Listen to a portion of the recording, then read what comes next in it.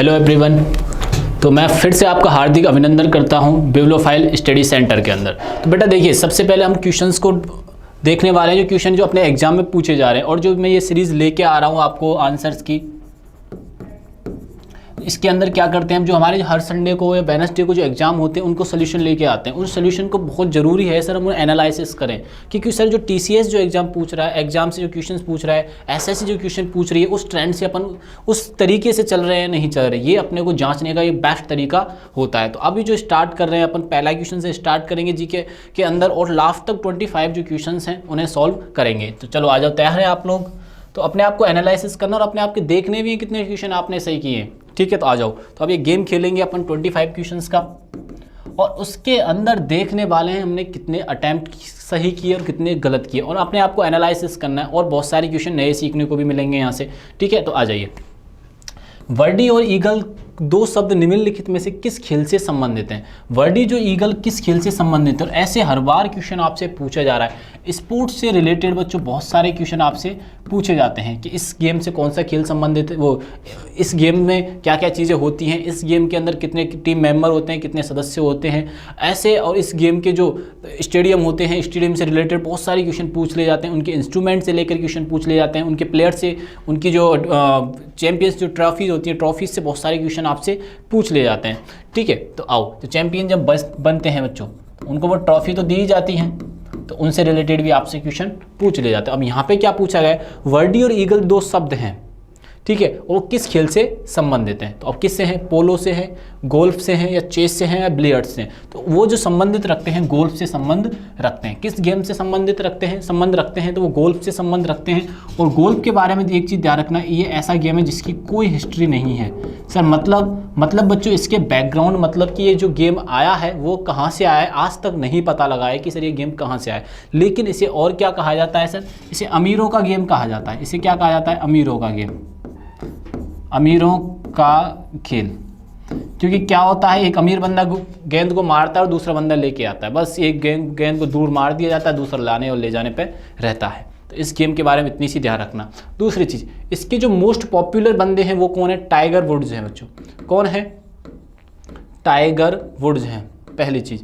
और ये कहाँ के रहने वाले हैं सर? ये यूएस यानी कि अमेरिका के रहने वाले हैं। ये चीज़ आप लोग यहाँ से ध्यान रखिएगा, अमेरिका के रहने वाले हैं टाइगर वुड्स, जो सबसे ज़्यादा फेमस प्लेयर हैं टाइगर वुड्स। किस गेम से संबंध रखते हैं? तो ये गोल्फ से संबंध रखते हैं, ठीक है? चले अब आगे आ जाओ, सेकंड नंबर के क्वेश्चन की तरफ चलते हैं। टर्नर सिंड्रोम से प्रभावित क्रोमोसोम की संख्या कितनी है? टर्नर सिंड्रोम से जो प्रभावित है वो क्रोमोसोम कितने प्रभावित होते हैं, कितने होते हैं, संख्या कितनी है? 44 है, 46 है, 45 और 47 है। तो कितनी है बच्चों? 45 है। ये चीज़ आप लोग यहाँ से ध्यान रखना। इसका आंसर तो सर 45 है।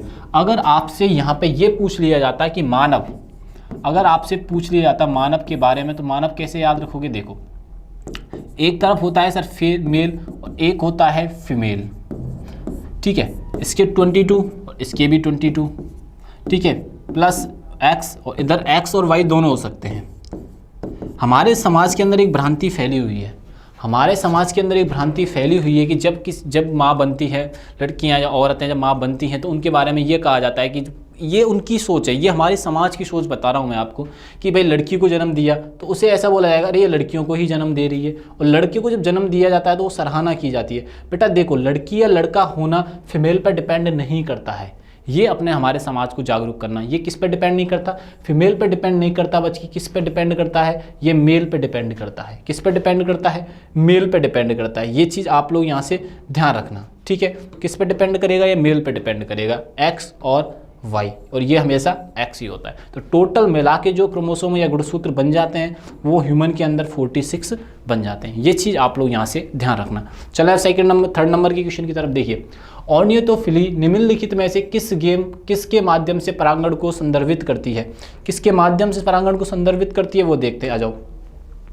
ऑर्नियोटोफिली निम्नलिखित में किसके माध्यम से करती है संदर्भित? ये चीज़ अपन को यहाँ से जांचनी है। तो आओ, पहला आंसर है सर वाइंड्स के माध्यम से, दूसरा है सर इंसेक्ट के माध्यम से, फिर बर्ड्स और वाटर। तो जो ये माध्यम से करती है वो होती है वर्ड्स के माध्यम से ये करती है। ये चीज़ आप लोग यहाँ से ध्यान में रखना भाई।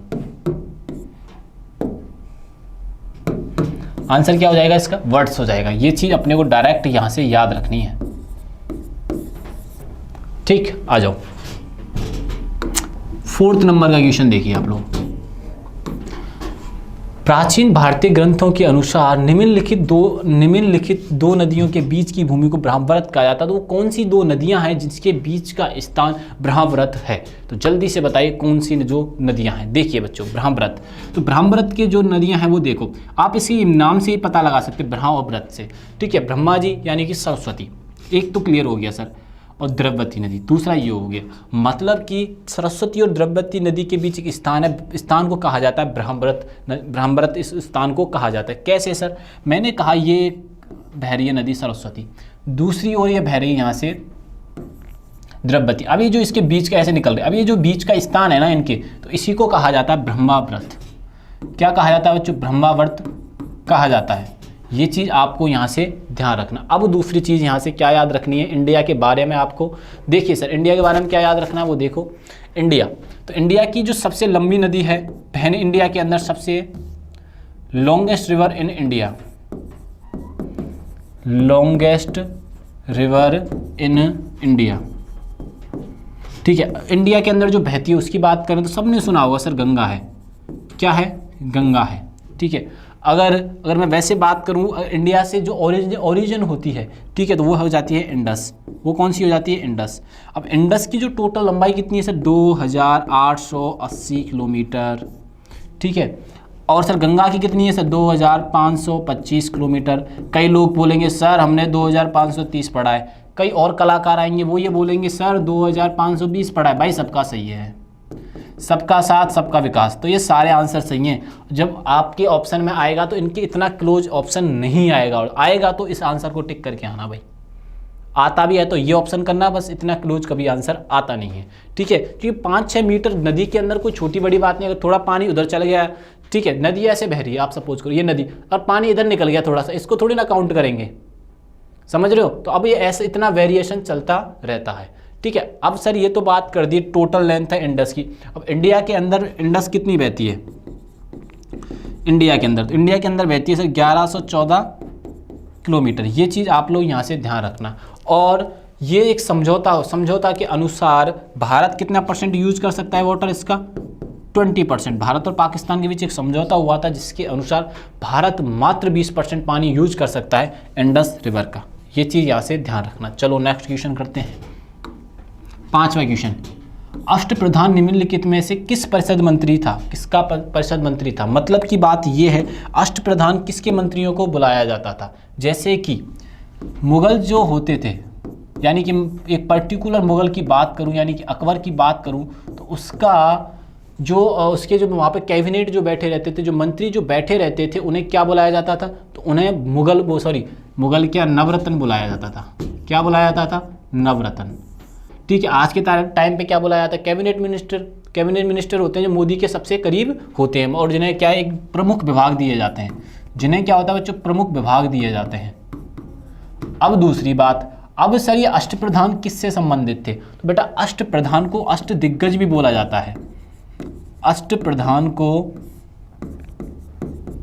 अष्टदिग्गज भी बोला जाता है। क्या बोला जाता है? अष्टप्रधान को अष्टदिग्गज भी बोला जाता है। अष्टप्रधान को अष्टदिग्गज बोला जाता है तो किससे संबंध रखते हैं? तो ये मराठा प्रशासन से संबंध रखते हैं। किस प्रशासन से संबंध रखते हैं? तो ये मराठा प्रशासन से ये संबंध रखते हैं। ये चीज़ अपने को यहाँ से ध्यान में रखनी है। ठीक है, आ जाओ। तो ये मत बोलना ना सर राजपूत प्रशासन से, नहीं बेटा, राजपूत से नहीं है, गुप्त से भी नहीं है, और चोल प्रशासन से भी नहीं है। आगे आ जाओ 6 नंबर का, निम्नलिखित में से अशोक उत्तराधिकारी। इसमें क्वेश्चन को ऐसे करो, अशोक किसका उत्तराधिकारी था? इसको कैसे करना है कि अशोक किसका उत्तराधिकारी था? तो मैं आपको एक पूरी डायनेस्टी आपको समझाता हूँ। देखो कैसे, जो मौर्य डायनेस्टी होती है उसका संस्थापक कौन होता है? ऐसे माना जाता है कि चंद्रगुप्त मौर्य थे भाई, चंद्रगुप्त मौर्य। ठीक है, कौन होते हैं बच्चों? चंद्रगुप्त मौर्य होते हैं। चंद्रगुप्त मौर्य के बाद जो राजा बनता है वो बनता है बिंदुसार। कौन राजा बनता है भैया? बिंदुसार बनता है। और बिंदुसार के बाद जो राजा बनता है बच्चों वो बनता है अशोक। अशोक की थोड़ी सी कहानी थोड़ी डिफरेंट होती है। बिंदुसार का जो फेवरेट पुत्र होता है वो कौन होता है? देखिए, चंद्रगुप्त मौर्य। चंद्रगुप्त मौर्य जो हैं उनका बेटा बिंदुसार है, और बिंदुसार का जो बेटा है, दो में ऐसे तो 100 बेटे होते हैं इनके, लेकिन जो प्रिय बेटा होता है, प्रिय पुत्र, क्या नाम था उसका? सुसीम। क्या नाम था बच्चों? सुसीम नाम था। किसका था? बिंदुसार का। लेकिन राजा कौन बनता है बच्चों? एक्चुअल में जो राजा बना वो बना अशोक। एक्चुअल में राजा कौन बना? अशोक। तो चंद्रगुप्त मौर्य का पिता कौन? चंद्रगुप्त मौर्य के पिता चंद्रगुप्त मौर्य का बेटा कौन? बिंदुसार। और बिंदुसार का बेटा कौन? सुसीम। लेकिन सुसीम को कौन मार देता है? अशोक मार देता है और अशोक राजा बन जाता है। अशोक के भी दो बेटे और बेटी होते हैं। एक का नाम तो होता है संघमित्रा और एक का नाम होता है महेंद्रा। संघमित्रा और महेंद्र। अशोक के दो बेटे और बेटी होती है। महेंद्र बेटा होता है और संघमित्रा क्या होते हैं? बेटी। और ये दोनों के दोनों श्रीलंका चले जाते हैं। दोनों के दोनों कहाँ चले जाते हैं? श्रीलंका चले जाते हैं। क्यों चले जाते हैं? क्योंकि बच्चों ये सन्यासी बन जाते हैं और बुद्धिज्म इन्हें धारण कर लेते हैं। किसको धारण कर लेते हैं? ये बुद्धिज्म को फॉलो करते हैं। ये चीज़ आप लोग यहाँ से ध्यान रखना, क्योंकि जो अशोक पे जो इम्पैक्ट होता है, अशोक की वाइफ का इम्पैक्ट होता है, बच्चों पे भी इसकी वाइफ का ही क्या होता है? इम्पैक्ट होता है। और इनकी जो वाइफ होती हैं वो बुद्धिज्म को पालन करती हैं। देखो आओ, चंद्रगुप्त कौन से धर्म को पालन करते हैं सर? ये जैनिज्म को फॉलो करते हैं। अब बात चलिए तो कंप्लीट ही कर देते हैं। और ये जो हमारे बिंदुसार होते हैं वो आजीविक संप्रदाय को करते हैं। ये चीज़ आप लोग यहाँ से ध्यान रखना। तीनों के तीनों ये होते हैं अलग अलग संप्रदाय को फॉलो करते हैं। अलग अलग संप्रदाय को क्या करते हैं ये लोग? फॉलो करते हैं। जैनिज्म, आजीवक और बुद्धिज्म। ठीक है। संघमित्रा और महेंद्रा इनके बेटा होते हैं, सन्यासी बन जाते हैं। तो अशोक के बाद कोई भी काबिल राजा नहीं बनता। इसी का यहीं पे क्या हो जाता है? पतन हो जाता है। तो अब आ जाओ, तो इस क्वेश्चन को ऐसे करना कि अशोक किसके उत्तराधिकारी थे? तो वो बिंदुसार के उत्तराधिकारी थे। ये चीज़ ऐसे इसको करेक्ट कर लेना भाई। ठीक है, आ जाओ आगे। राज्य और केंद्र के बीच राजस्व बंटवारे को व्यवस्था को हल करने के लिए एक वित्त आयोग होने का प्रावधान निम्नलिखित में से संविधान के किस अनुच्छेद के तहत है? तो किस अनुच्छेद के तहत है भैया? ये है आर्टिकल 280 के थ्रू है। किसके तहत है बच्चों? ये आर्टिकल नंबर 280 के थ्रू है। आर्टिकल 280 के अनुसार है। ये चीज़ आप लोग यहाँ से ध्यान रखिएगा। अब नेक्स्ट क्वेश्चन पे आइए। निम्नलिखित में से किस राज्य में सशस्त्र बल अधिनियम पहली बार लागू किया गया था? ये क्वेश्चन इसलिए इंपॉर्टेंट है, इसमें ऑप्शन बच्चे दो कंफ्यूज हो जाते हैं। कैसे हो जाते हैं सर कंफ्यूज? क्योंकि अगर इसमें ये बोलता हाल ही में किस में हुआ है तब अलग आंसर आता। अगर आपसे पूछा कि पहली बार सशस्त्र बल कहाँ आयोजित की, वो कहाँ पे लिवाई हुआ था, यानी कहाँ पे लागू हुआ था, तो वो अलग क्वेश्चन हो जाता है। तो अब इसका जो आंसर होगा इसमें स्टार लगा लीजिए कि अधिनियम पहली बार लागू हुआ था। कब हुआ था भैया? 7 नॉर्थ ईस्ट स्टेट में, यानी कि 7 जो उत्तर पूर्वी राज्य हैं, ठीक है, जिन्हें 7 सिस्टर्स के नाम से हम जानते हैं, उनमें सबसे पहले लागू हुआ था 7 सिस्टर्स। अब सर ये कौन कौन सी 7 सिस्टर्स हैं जल्दी से बता दीजिए। अब इनको नाम याद रखने का तरीका भी मैं आपको बता देता हूँ। आओ, मैंने कहा कैसे याद रखना है आपको, वो देखिए एंटी मामा। ठीक है, आओ तो एंटी मामा, एन से क्या करोगे सर? नागालैंड करोगे। क्या करोगे बच्चों? नागालैंड करोगे। टी से क्या करोगे बच्चों? त्रिपुरा करोगे। ठीक है, एम से क्या करोगे सर? मिजोरम करोगे। और ए से क्या करोगे बच्चों? असम करोगे। फिर एम आ गया तो इसको कर दोगे मणिपुर। फिर क्या करोगे सर? मेघालय।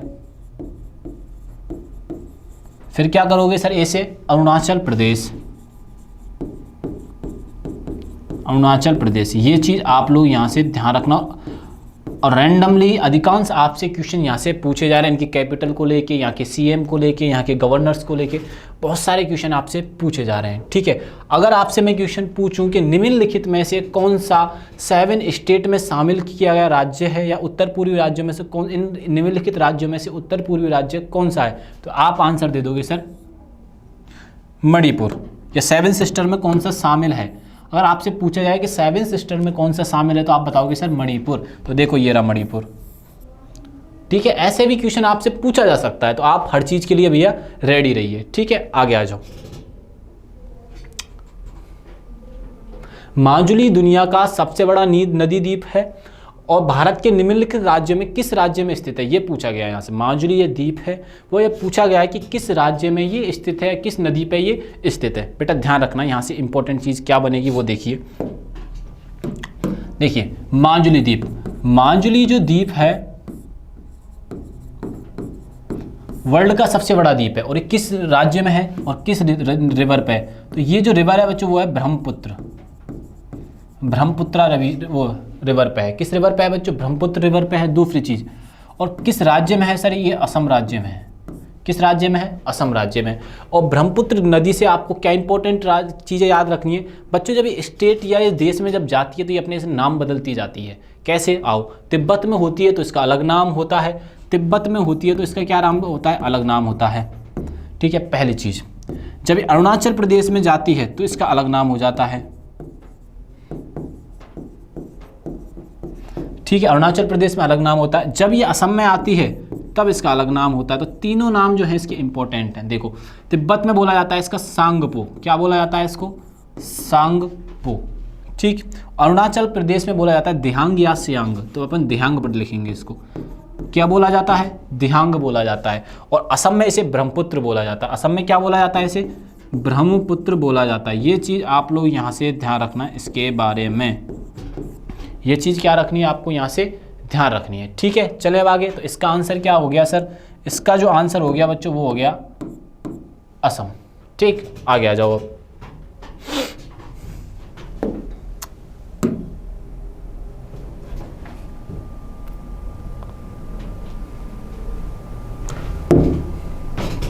हाँ जी सर, आओ अब।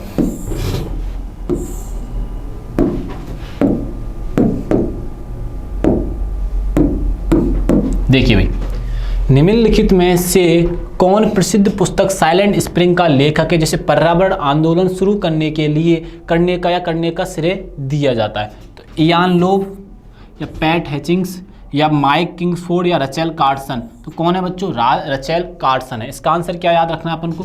Rachel Carson. तो ऐसे क्वेश्चन पूछे जा रहे हैं तो आप एक पीडीएफ बना के या किसी भी तरीके से आपको ये सारी चीज़ें ऐसे याद जरूर करनी है, नहीं तो मैं आपको क्लास में ये सारी जो स्टैटिक पॉइंट है वो करवाता जाऊंगा। ठीक है, ऑथर है, ऑथर से रिलेटेड है, टेम्पल से रिलेटेड क्वेश्चन है, डांस से रिलेटेड क्वेश्चन है, वो हमेशा पूछे जा रहे हैं, तो आप लोग इनके लिए रेडी रहिए। ठीक, आगे आ जाओ।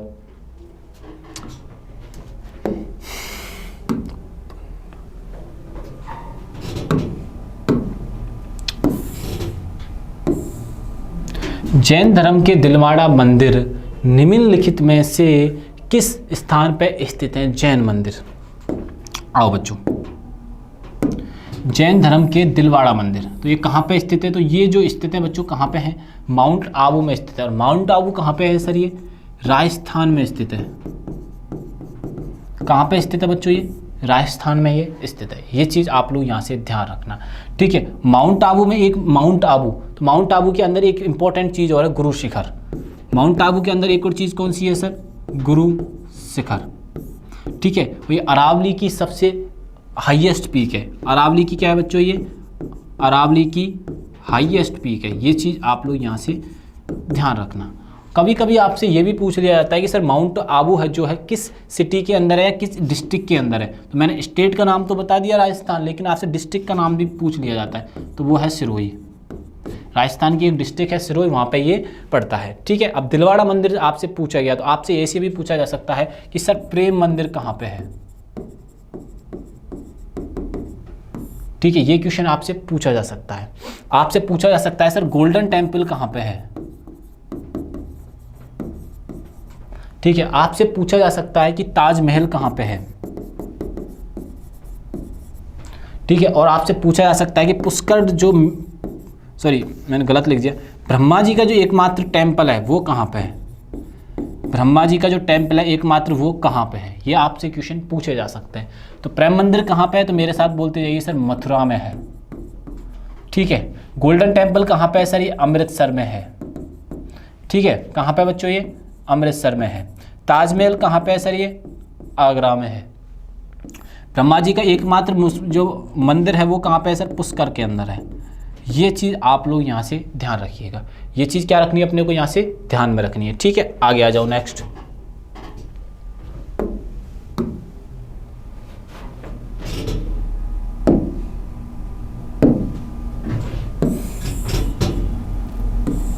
बेटा देखिए, सुल्तान अजलान शाह का प्रतिवर्ष कहाँ आयोजित किया जाता है? मैंने आपसे कहा था कि ऐसे क्वेश्चन आपसे पूछे जा रहे हैं, ऐसे क्वेश्चन आपसे पूछे जा रहे हैं जिसके अंदर क्या है कि कौन सा सिटी, मतलब कौन सा सिटी नहीं, कौन सा गेम कहाँ पे है, ठीक है, कहाँ पे कौन सा देश होस्ट कर रहा है, कौन सा गेम किससे संबंधित है। जैसे कि आप 2-3 एग्जाम्पल लेते हैं, जैसे रैकेट, आपसे पूछा जाए कि रैकेट सर किस गेम से संबंधित है, तो आपसे पूछा जा सकता है रैकेट, ठीक है। आपसे पूछा जाएगा कि स्क्वायर लेग किससे संबंधित है, ठीक है। चैंपियंस ट्रॉफी किससे संबंधित है, किस गेम से संबंधित है। डेविस कप आपसे किससे संबंधित है, डेविस कप। यूएस ओपन किससे संबंधित है, आपसे ऐसे क्वेश्चन पूछे जाएंगे, तो अपने को आंसर देना। रैकेट में देखो सर बैडमिंटन भी आता है, और दूसरा चीज क्या आ जाती है बच्चों, टेनिस भी आ जाता है, ठीक है। अब आती है सर स्क्वायर लेग किससे संबंधित है, तो ये संबंधित जो वर्ड है वो क्रिकेट से संबंधित है, ठीक है। चैंपियंस जो ट्रॉफी होती है वो किस गेम से संबंधित है सर, चैंपियंस ट्रॉफी आप बोलोगे सर क्रिकेट से संबंधित है। ये ऐसे ही आपको आंसर देने हैं। डेविस कप किससे संबंधित है सर, फुटबॉल से संबंधित है सर, ठीक है। आप ऐसे भी लिख सकते हो सर फीफा किससे संबंधित है, तो आप फिर बोलोगे सर फुटबॉल से ही संबंधित है। तो ऐसे जो पूछे जा रहे हैं, तो गेम के बारे में नॉलेज रखिए। और कभी मम्मी बोले ना, मम्मी आप खेलने जाओ, तो मम्मी बोले पढ़ ले भाई, बोले मम्मी गेम भी क्वेश्चन, गेम से जो रिलेटेड क्वेश्चन है हमारे एग्जाम में आ रहे हैं तो हमें खेलने दिया जाए, तो पूरे दिन खेल के आना, पढ़ना मत, ऐसा भी मत कर देना कहीं। हाँ, बॉडी के लिए थोड़ा बहुत खेलना जरूरी है, और वो जरूर खेलिए आप लोग। देखो बच्चों क्या होता है ना, कभी कभी बहुत सारे बच्चों के सामने एक दिक्कत आ जाती है, सर टाइम टेबल क्या बना है। बेटा देखो टाइम टेबल पहली बात तो किसी का फॉलो करने की ज़रूरत नहीं है, उसके पीछे बहुत सारे रीज़न है। कैसे, क्योंकि आपकी जो बॉडी है रात को अच्छी तरीके से पढ़ सकती है, और जिसका टाइम टेबल आप फॉलो कर रहे हो उसने अपने अकॉर्डिंग बना रखा है दिन में पढ़ने का, तो वो आपके लिए सूटेबल नहीं है। आपको अगर किसी का टाइम टेबल फॉलो कर रहे हो कि भाई सुबह 4 बजे जगना है, उसके बाद बहुत सारे काम करने हैं, पढ़ाई करनी है, शाम को इतने बजे सोना है, अरे आप सुबह जग ही नहीं सकते, तो पढ़ने का मतलब ही क्या है। मतलब मेरा सा इतना सा कहने का है, जब आपकी बॉडी कंफर्टेबल रहे, बॉडी कंफर्टेबल रहे तो उसके अकॉर्डिंग अपना टाइम टेबल बनाइए। जब आप अच्छी तरीके से पढ़ सकते हो तो उस टाइम टेबल को आप सूटेबल मानिए, ठीक है। ऐसे नहीं है रात शाम को पढ़ नहीं सकते, आप शाम का टाइम टेबल बना लो।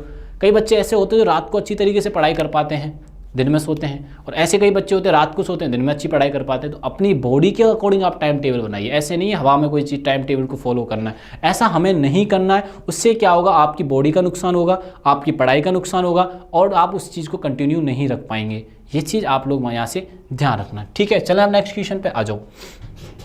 अब नेक्स्ट क्वेश्चन करते हैं।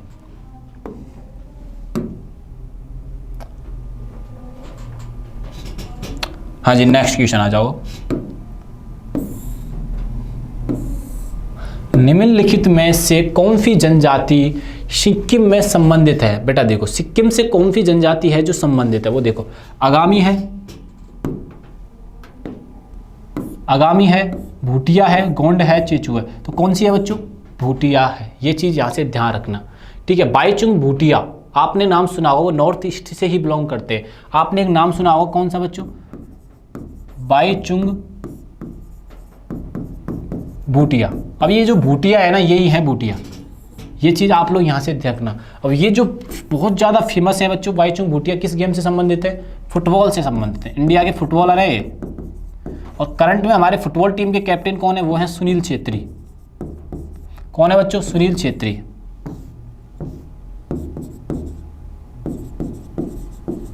ये चीज़ आप लोग यहाँ से ध्यान रखना, ठीक है। बाईचुंग जो भूटिया हैं, जो आप भूटिया देख पा रहे हो, फुटबॉल से संबंधित बहुत महान प्लेयर हैं हमारे देश के, बहुत अच्छी गिनती में आते हैं। तो ये भूटिया किससे जनजाति, सिक्किम से भूटिया जनजाति संबंधित है। और सबसे ज़्यादा जो ट्राइब्स हैं, जो जनजातियाँ हैं, वो किस राज्य में मिलती हैं, जो मोस्टली जो ट्राइब्स हैं हमारे देश के अंदर, मोस्टली ट्राइब्स किस राज्य में मिलती हैं बच्चों, तो वो है MP। सबसे ज़्यादा ट्राइब बोले तो MP में वो मिलती हैं। ये चीज़ आप लोग यहाँ से ध्यान रखना। नेक्स्ट आ जाइए।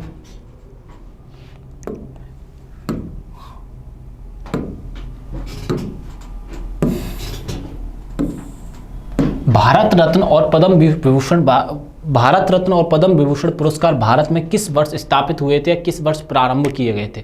तो बच्चों देखो, जो सिविलियंस जो अवार्ड हैं, सिविलियंस अवार्ड की बात करें तो ये सारे के सारे 1954 में चालू हुए थे। कब चालू हुए थे भैया? 1954 के अंदर। तो इस क्वेश्चन का आंसर क्या हो जाएगा? 1954 हो जाएगा। अब बात है दूसरी इंपॉर्टेंट, क्या कि भारत रत्न और पद्म विभूषण, अब इनका ये क्रम पूछ लिया जाता है कि सिविलियन जो अवार्ड दिए जाते हैं भारतीय व्यक्तियों को किसके द्वारा दिए जाते हैं। तो ध्यान रखना, भारतीय जो सिविलियन अवार्ड होते हैं वो प्रेसिडेंट के थ्रू दिए जाते हैं। किसके थ्रू दिए जाते हैं भाई? प्रेसिडेंट के थ्रू ये अवार्ड दिए जाते हैं। पहली चीज़ तो ये, अब प्रेसिडेंट के थ्रू ये अवार्ड दिए जाते हैं। अब दूसरी चीज़ क्या याद यहाँ से रखनी है अपने को कि सर प्रेसिडेंट के थ्रू अवार्ड दिए जाते हैं, तो सबसे भारत का सर्वोच्च पुरस्कार कौन सा होता है? तो वो होता है बच्चों भारत रत्न। कौन सा सर्वोच्च पुरस्कार है? भारत रत्न। दूसरे नंबर पे कौन सा आता है सर? पद्म विभूषण। कौन सा आता है बच्चों? पद्म विभूषण, विभूषण, ठीक है। तीसरे नंबर पे कौन सा आता है सर? पद्म भूषण। और लास्ट नंबर पे कौन सा आता है सर? पद्मश्री। ये जो क्रम है बच्चों हमेशा याद रखना, और इसी क्रम में इनकी सर्वोच्चता होती है। एक नंबर पे सबसे सर्वोच्च अवार्ड जो है भारत का वो है भारत रत्न, ठीक है। और हमेशा ये पूछ लिया जाता है भारत का जो सर्वोच्च पुरस्कार है किस विदेशी व्यक्ति को पहली बार दिया गया था। तो ये क्वेश्चन भी आ चुका है, इसलिए मेरे को माइंड में अभी क्लिक कर गया। तो ये चीज़ आप लोग यहाँ से ध्यान रखना, भारत का जो सर्वोच्च पुरस्कार है वो कौन सा है? भारत रत्न है। ये चीज़ आप लोग यहाँ से ध्यान में रखना, ठीक है। और कब स्थापित हुआ था बच्चों? 1954 के अंदर। कब स्थापित हुआ था? 1954 के अंदर, ठीक है। चलो आगे बढ़ते हैं, नेक्स्ट क्वेश्चन देखते हैं। ये जो क्वेश्चंस हैं बच्चों वो काफ़ी इंपॉर्टेंट हैं आपके लिए, और यहीं से क्वेश्चन नए बनते हैं। नया क्वेश्चन ऐसा नहीं है कि भाई कहीं से उठा के दे दिए जाते हैं, नहीं, उनके पीछे रीजन्स होते हैं, उनको एक इंटरलिंक किया जाता है क्वेश्चंस को। उनको क्या किया जाता है बच्चों? इंटरलिंक किया जाता है, इनको किया जाता है भाई इंटरलिंक, ठीक है। आ जाओ, लाल बहादुर शास्त्री का जन्म कब हुआ था? तो आ जाओ भाई देखते हैं लाल बहादुर शास्त्री जी का जन्म को कब हुआ था। 2 अक्टूबर 1869। भाई 2 अक्टूबर तो हमारे समझ में आता है क्यों, लाल बहादुर शास्त्री का जन्म और महात्मा गांधी जी का जन्म जो उनका 2 अक्टूबर को हुआ था, ये तो बात समझ में। लेकिन 1869 के अंदर किसका जन्म हुआ था सर?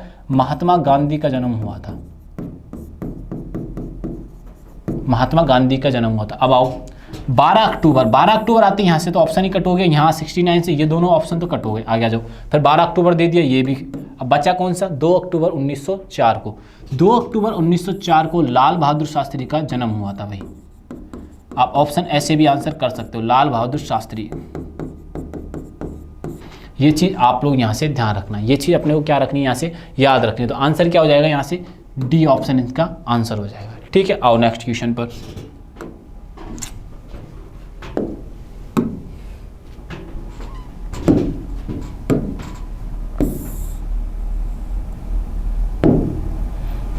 ठीक है, आओ भाई। अब पूछा गया है कि निम्नलिखित में से कौन सी संयुक्त राष्ट्र संघ की राजभाषा नहीं है। अब क्वेश्चन क्या पूछा गया बच्चों? संयुक्त राष्ट्र की भाषा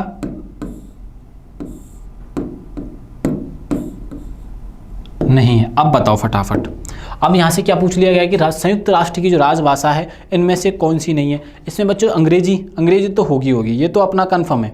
अब दूसरे तीसरे जो ऑप्शन आते हैं इसमें देखो, इनको एलिमिनेट करना भी एक तरीका मैं बताता हूँ। इस क्वेश्चन से एक तरीका और सीखते हैं, एलिमिनेशन करना। एलिमिनेट कैसे कर सकते हैं? कभी कभी देखो भाई, आप संयुक्त राष्ट्र संघ में ये चीज़ सोच के चलो कि जो वीटो पावर रखते हैं वो कौन कौन सी कंट्री है, तो वो लैंग्वेज तो होगी, वीटो पावर वाली जो लैंग्वेज है वो तो होगी, ठीक है। एक तो मैं मान के चलता हूँ कि इंग्लिश तो होगी, इंग्लिश के बिना तो कोई भी पॉसिबल होगा नहीं।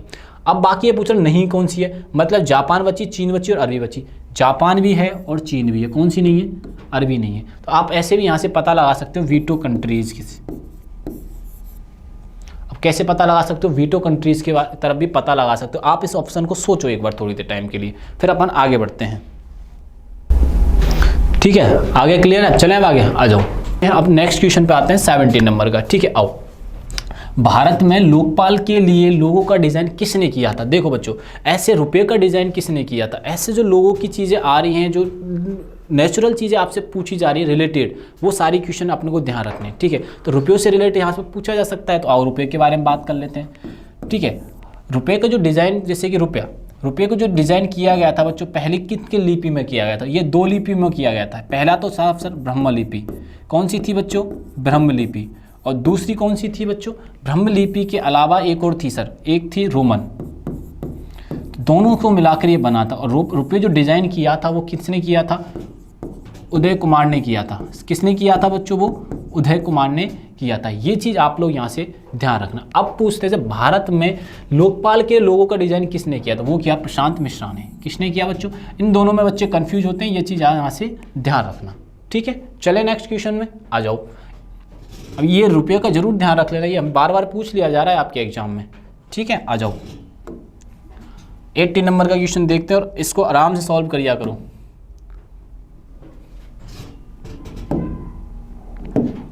आ जाओ भाई।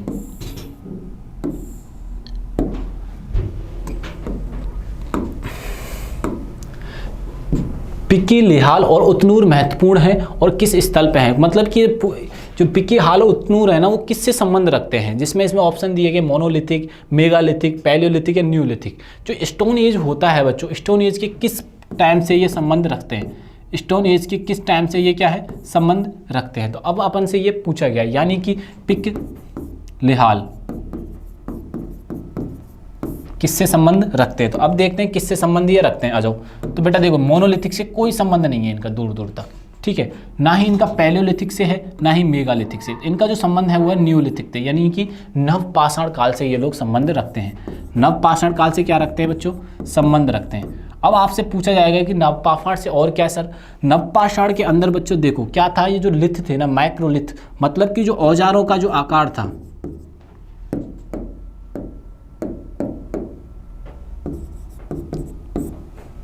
औजारों का आकार था वो छोटा हो गया था भाई। औजारों का आकार छोटा हो गया था। आपसे पूछे सर मध्य नवपाषाण काल और पुरापाषाण काल। पुरापाषाण काल के अंदर जो भी हथियार हुआ करते थे, पत्थर हुआ करते थे, वो बहुत बड़े मात्रा में बहुत बड़े बड़े हुआ करते थे। जैसे जैसे समय आता गया ऐसे टेक्नोलॉजी आती है कि टेक्नोलॉजी जैसे वहाँ के उस टाइम के अकॉर्डिंग, जैसे कि जब आप प्री कोविड देखें और आफ्टर कोविड देखें तो बहुत सारे चेंजेज आ गए। तो वो टेक्नोलॉजी का ही क्या है, वो एक इम्पैक्ट है। अब बेटा देखो, अब पिक, लिहाल जो है वो नवपाषाण से संबंध रखती है। औजारों का आकार कैसा हो गया था भाई? छोटा छोटा, यानी कि माइक्रोलिथ हो गया था। ठीक है, छोटा हो गया था। स्थायी जो रहने की जो भावना जागती है, मतलब कि नवपाषाण के अंदर जो जितने भी सुव्यवस्थित काम होते हैं, सुव्यवस्थित ढंग से जितने भी काम स्टार्ट होंगे, सुव्यवस्थित ढंग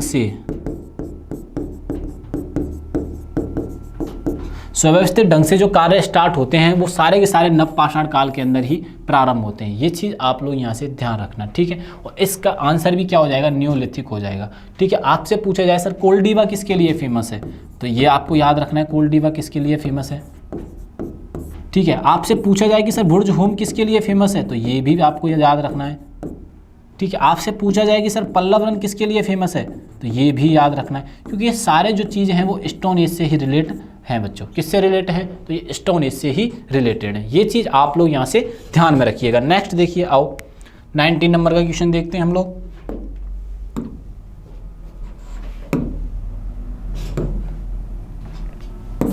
देखिए भाई, ये थोड़ा अच्छा क्वेश्चन है। ये साइंस वाले बड़े खुश हो गए होंगे ये क्वेश्चन देख के, बोला सर ये क्वेश्चन तो हम देख लेंगे। ठीक है, femto mean 10 raise to the power of, मतलब कि फेम्टो का अर्थ है 10 की पावर क्या है, मतलब 10 की पावर में क्या होना चाहिए फेम्टो में। तो फेम्टो में 10 की पावर क्या होना चाहिए, ये यहाँ से आपसे पूछ लिया गया है। तो फेम्टो देखो, एफ छोड़िए, एफ नहीं लिखेंगे अपन, इसको हम लिखेंगे 10 की पावर में क्या लिखें, तो -15। क्या लिखेंगे बच्चों? -15। तो इसका आंसर क्या हो जाएगा? B answer. इसका बी आंसर हो जाएगा। ठीक है, अगर ऐसा होता है, एक्चुअल आंसर की बात कर रहा हूँ, 10 की पावर -12 क्या होता? 10 की पावर 12 होता, तो अब इसका आंसर भी क्या हो जाता? -12 को लगा देते डी को, लेकिन आंसर है इसका 15, तो आंसर क्या हो जाएगा अपना? बी। ये चीज़ आप लोग यहाँ से ध्यान में रखना। आओ नेक्स्ट,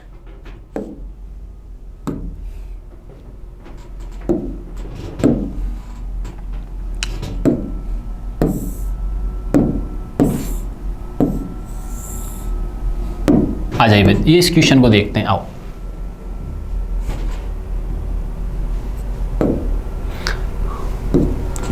भारत सरकार की प्रधानमंत्री वय वंदना योजना का संचालन कौन सा संगठन कर रहा है? मतलब कि सरकार, जो भारत सरकार की प्रधानमंत्री वय वंदना योजना का संचालन कौन सा संगठन कर रहा है? ठीक है, यूनिट ट्रस्ट ऑफ इंडिया, डाकघर, LIC ऑफ इंडिया, भारतीय स्टेट बैंक। तो इसका जो संचालन कर रहा है बच्चों, वो कर रहा है LIC ऑफ इंडिया।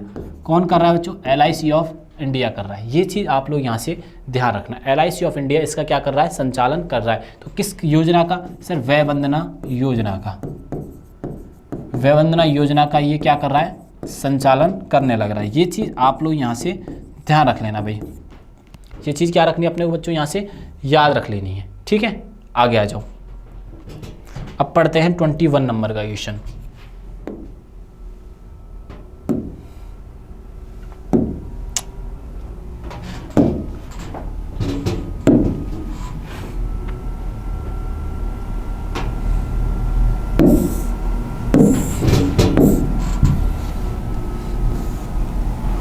देखिए भाई,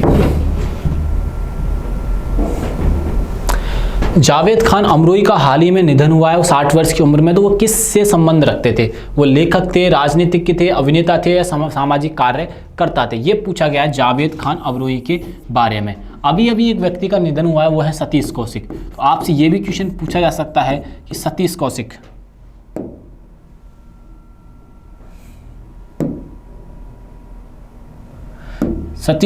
किससे संबंध रखते हैं? सतीश कौशिक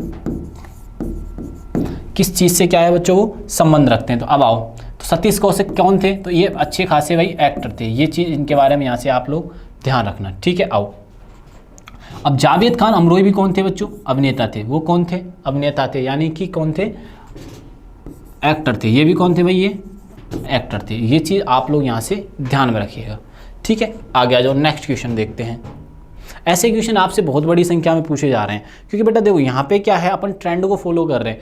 अब जो SSC फॉलो कर रहा है उसी को हम लोग फॉलो करेंगे और उसी के अकॉर्डिंग अपने एग्जाम की अपन तैयारी करेंगे। क्योंकि ऐसा तो है नहीं कि सर हम 10th क्लास या 12th क्लास में पढ़ रहे हैं, 5th क्लास के बच्चों 5th वाले मैथ के जो क्वेश्चंस हैं, जो सिलेबस है, उसे पढ़ने लग जाएंगे। नहीं, ऐसा नहीं है। SSC जो डिमांड कर रही है, TCS जो डिमांड कर रही है, उसके अकॉर्डिंग हमें पेपर सेट करने पड़ेंगे, उसी के अकॉर्डिंग हमें तैयारी करनी पड़ेगी। उसके लेवल को मैच करने के लिए बहुत ज़्यादा हार्ड वर्क करना पड़ेगा भाई। ठीक है, चलो आ जाओ, आगे बढ़ते हैं नेक्स्ट क्वेश्चन पे।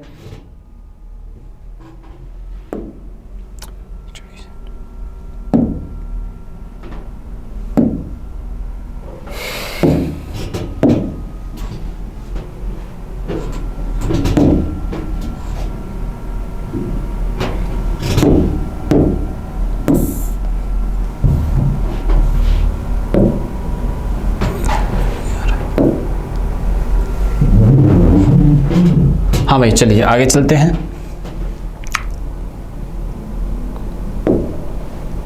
हाँ, महिला प्रीमियर लीग यानी कि WPL 2023 के लिए चल रही खिलाड़ियों की नीलामी में सबसे महंगी खिलाड़ी कौन बनी है?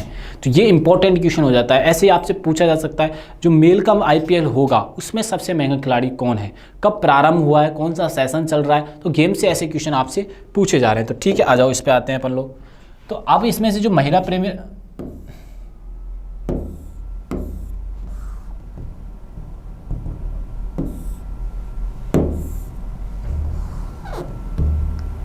ठीक है, आओ भाई।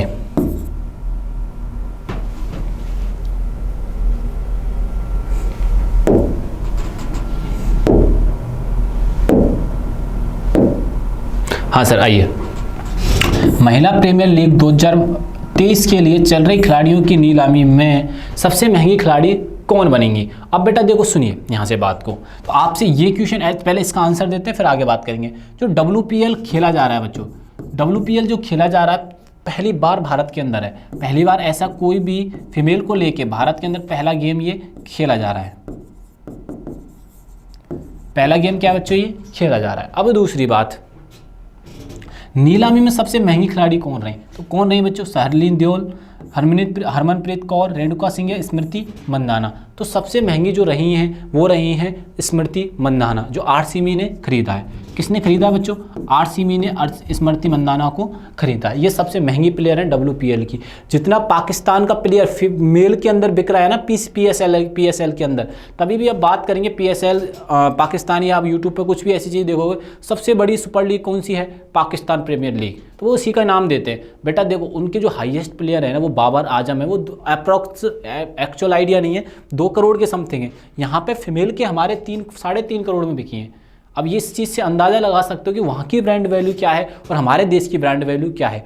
और IPL के जो सबसे महंगे खिलाड़ी हैं वो ध्यान रखना कौन है? वो है सैम करन। कौन है बच्चों? वो है सैम करन।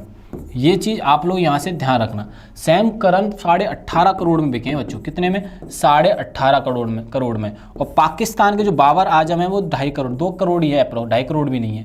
अब आप इस चीज़ से ब्रांड वैल्यू को अंदाज़ा लगा सकते हो कि हाईएस्ट प्लेयर इंडिया की तरफ 18.5 करोड़, यहाँ पे मात्र 2 करोड़ बाबर आजम।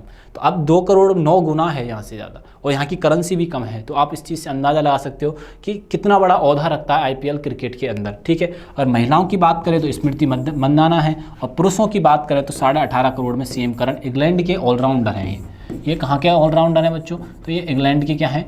ऑलराउंडर हैं। ये चीज़ आप लोग यहाँ से ध्यान रखना। चलो नेक्स्ट क्वेश्चन की तरफ चलते हैं। 23 नंबर का क्वेश्चन देखते हैं।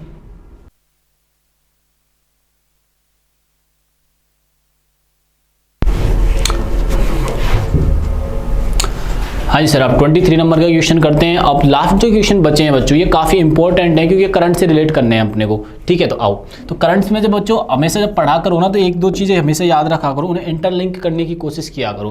क्योंकि जो हिस्ट्री हो या ज्योग्राफी, उससे जब क्वेश्चन आता है ना, तो कहीं ना कहीं करंट से रिलेट होकर आता है। कभी भी आप नोटिस करिएगा, जैसे यूनेस्को से रिलेटेड आ गया, या कोई आर्ट एंड कल्चर से रिलेटेड आ गया, या कोई ज्योग्राफिकल ऐसी कोई साइट है, वो करंट में कहीं ना कहीं उसका चर्चा रही होगी। तो करंट का बहुत ज़्यादा आज के टाइम पे रोल हो गया है बच्चों। रोल अगर ज़्यादा है तो करंट को ज़्यादा फोकस से हमें पढ़ना पड़ेगा। तो आ जाओ, ठीक है, आ जाओ भैया, हम यहाँ पर चलते हैं। भारत सरकार द्वारा सीरिया और तुर्की की सहायता के लिए शुरू किया गया बचाव अभियान, जब दोनों देशों में भूकंप आया था, तो उस जो अभियान शुरू किया गया था, तो उस अभियान का नाम क्या था? तो उसका ऑपरेशन दोस्त था। क्या नाम था बच्चों? ऑपरेशन दोस्त था, मैत्री था, राहत था, ऑपरेशन देव शक्ति था। तो उसका जो नाम था बच्चों, ऑपरेशन दोस्त था। क्या नाम था? ऑपरेशन दोस्त। ये चीज़ आप लोग यहाँ से ध्यान रखना। हाल ही में घटना हुई है, वहाँ पे क्या है बच्चों? हाल ही के अंदर भूकंप आया है। क्या है? भूकंप। और भूकंप से लोगों को सहायता पहुंचाने के लिए ऑपरेशन दोस्त भारत ने प्रारंभ किया गया था। दुश्मन हो या कोई दुश्मन कंट्री हो, तभी भी हमारा देश क्या पहुंचा रहा है? उसको सहायता पहुंचा रहा है। इसमें उनके क्या है, एक पॉइंट ऑफ व्यू अलग होते जा रहे हैं लोगों के, और ये अपना क्या है, वर्चस्व बढ़ाता जा रहा है बच्चों। हमारा जो देश है, इंटरनेशनल जो पॉलिसीज़ है, उनमें बहुत ज़्यादा इसने क्या किए हैं? सुधार किए हैं, ठीक है। और हमारे जो फॉरेन मिनिस्टर हैं वो कौन है? जयशंकर प्रसाद।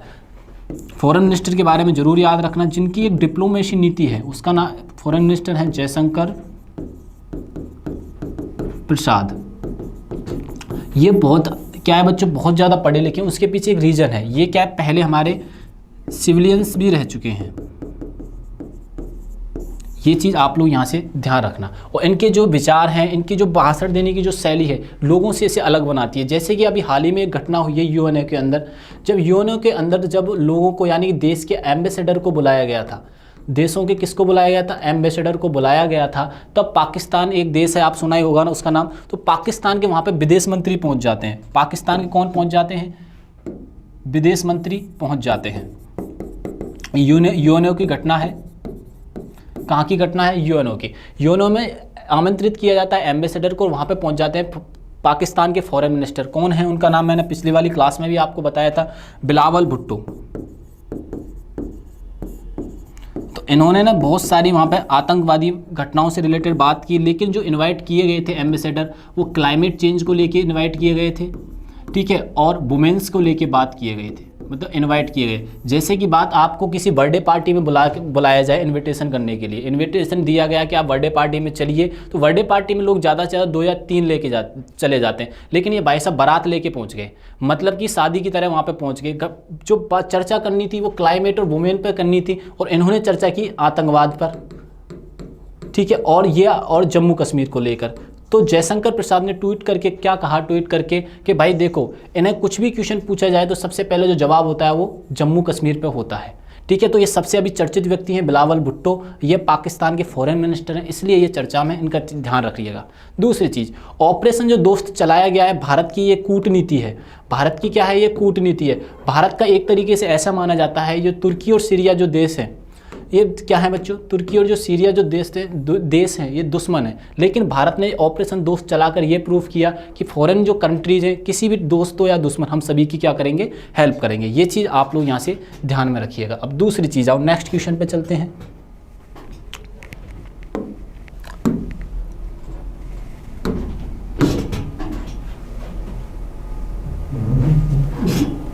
हाँ जी सर, आओ। अब जो नेक्स्ट क्वेश्चन है ये भी स्टार लगा लीजिए इस पे। पहले तो इस पे क्या लगा लेंगे, पहले हम लोग स्टार लगाएंगे कि ऐसे क्वेश्चन बार बार रिवाइज होते जा रहे हैं और अपन इनको इग्नोर करते हैं बच्चों।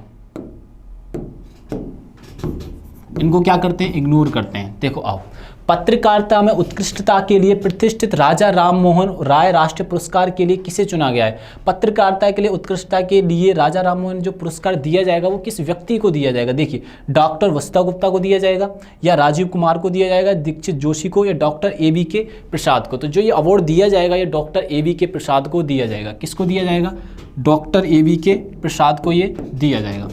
ये बात तो सर क्लियर है। अब बेटा देखो, जो राजा राम मोहन राय हैं ये बहुत ही प्रतिष्ठित व्यक्ति रहे हैं हमारे मॉडर्न हिस्ट्री के। जब मॉडर्न हिस्ट्री पढ़ते हैं तो इनके बारे में हम कंप्लीट डिटेल से पढ़ते हैं। राजा राम मोहन राय के बारे में, उन्हीं के नाम पे कौन सा पुरस्कार स्टार्ट किया गया, पत्रकारिता अवार्ड। और पत्रकारिता अवार्ड क्या कौन सा दिया गया है, वो किसको दिया गया है, तो वो दिया गया डॉक्टर ABK प्रसाद को। ये चीज़ आप लोग यहाँ से ध्यान रखना। इसके बाद जो आने वाला लास्ट एंड फाइनल क्वेश्चन है, ठीक है, और आपने आपको एनालिसिस करिएगा आपने कितने क्वेश्चन सही किए और एक्यूरेसी के साथ चेक करना है अपने को, ठीक है। आओ लास्ट एंड फाइनल क्वेश्चन करते हैं।